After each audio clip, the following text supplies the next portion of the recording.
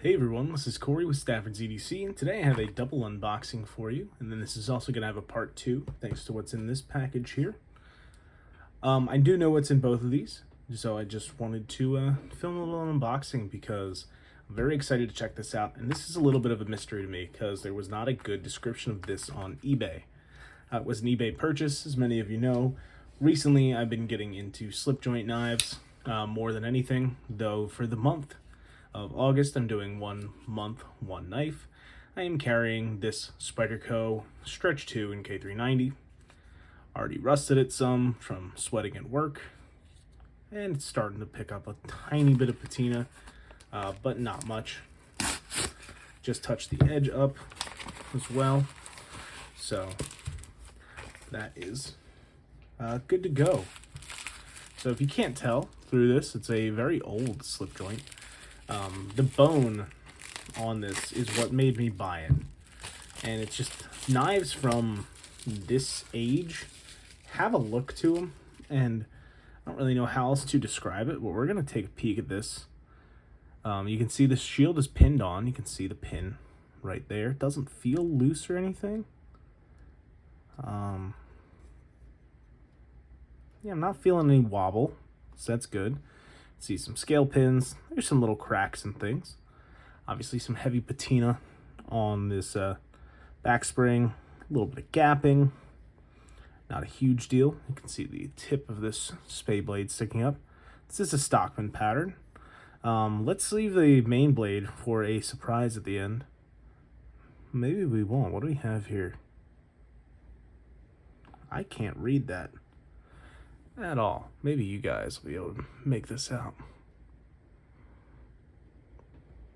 It looks like it says Bridge something. Maybe it says Germany underneath. I really have no idea. We'll take some more cleanup. Figure that out. This blade's definitely seen better days. I can reshape this, file the kick down a little bit, and clean this up for sure. Yeah, this one's seen better days as well. Looks like someone took a Dremel to these to clean them up. This one has that same stamp on it. Definitely says Bridge something. Hopefully you guys can make that out. Maybe I can see it better in the video. Leave these blades open while we open the main blade, which hopefully has a fully legible stamp. And it's not too bad. Broken tip. And we have a Challenge Cutlery. No, Challenge Cut. Looks like it might have said Cutlery at one point. God, I can't see shit in this light. Bridgeport, Connecticut. That was what those other ones were saying. So this is it looks like it says CTLCO, like Cutlery Company. So Challenge Cutlery Company, Bridgeport, Connecticut. Let's hear if we have any snap. Not really. Nope. Yes. So I think this knife is actually going to clean up really nice. This opens a little bit beyond the back spring, which it is what it is. Simply just the way that this knife is fit up. A little odd. You don't typically see things like that happen, but there's no breakage in the spring, and it does have spring to it. You can see it does want to come back. There is a lot of blade play. Something I will try to work out. One other thing we'll look at here is the inside. God, that's hard to pull out when you have the yeah, it's all gunked up and shit in there. I will maybe make a video about restoring this a little bit and post that for you guys. I can't promise that, but it's obviously very dirty and needs a good cleanup. But this is an old knife. If I can find any information on it, I will. Bone that looks like this tends to be from the very early 1900s. So we'll see what we can find about the Challenge Cutlery Company in Bridgeport, Connecticut. So I'm going to put that one down right there while we get into the second box. This box is coming by way of TRM, Three Rivers Manufacturing. And in this case, I know what's in it. The last time, I had no idea what was in the box, which some of you may have seen that video.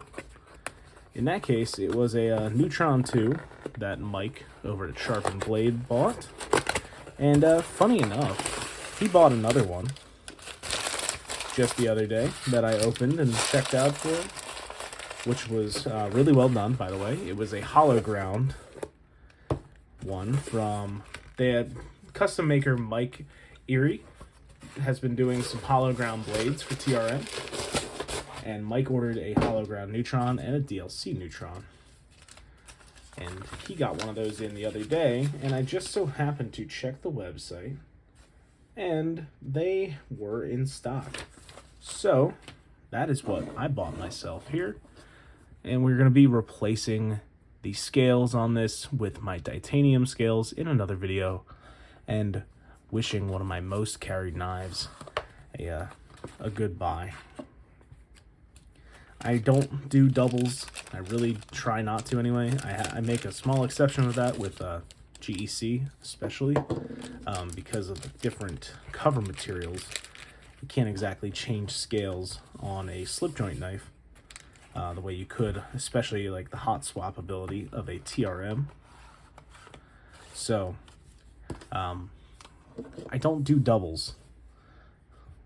And here's my Neutron that is from the original drop of the nested liners, the second iteration of the Neutron. This is from the very first drop that they did, and it's flat ground. It's 20 CV.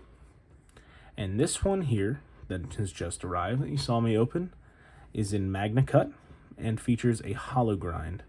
Instead, of course, has the fat carbon scales on it, but I would certainly prefer and will be moving it over to the titanium. The hollow grind is so nice and thin on these. It's really, really well done. I mean, they're ground by hand by a custom knife maker. As I hit the fat carbon with the blade, I don't see a mark, thankfully, but hopefully you can make out the difference in behind the edge thickness of these just looking down them.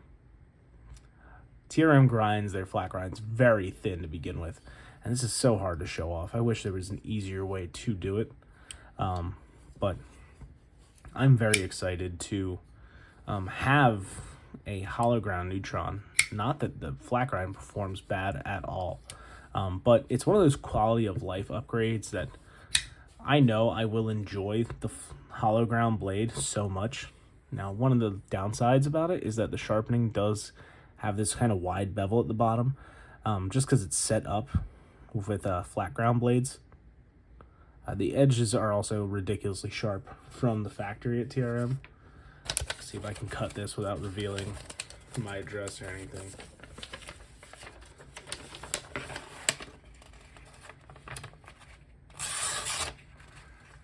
So, probably just showed it off anyway. Whatever. Not easy to do, but not also a good example of me showing it off. Let me just grab like a Post-it note or something. Why I would even bother trying to do that when I have Post-its available is beyond me. But, you know, very sharp. No issues. You can't make like a crazy turn with it or anything like that, but very sharp. It could use a quick strop for sure. My edge on this one obviously sharp as well, but I'm very excited to move these scales over and to enjoy the hollow ground Neutron to its fullest, in my opinion anyway. I think the titanium scales are absolutely the way to go. No offense to anyone who likes other things like the fat carbon, but it's not my jam. Especially as compared to the titanium. So in the next video that I'm filming anyway, I'll be swapping these out and talking a little bit more about this knife. And yeah, I will probably make a video about fixing this guy up if I can. You know, if you guys will see if it's a disaster as well. I will be sure to keep you updated. Thank you so much for watching. I hope you had a great rest of your day. I hope you enjoyed the video as well. And with that, thanks again, and have a great day. Take care.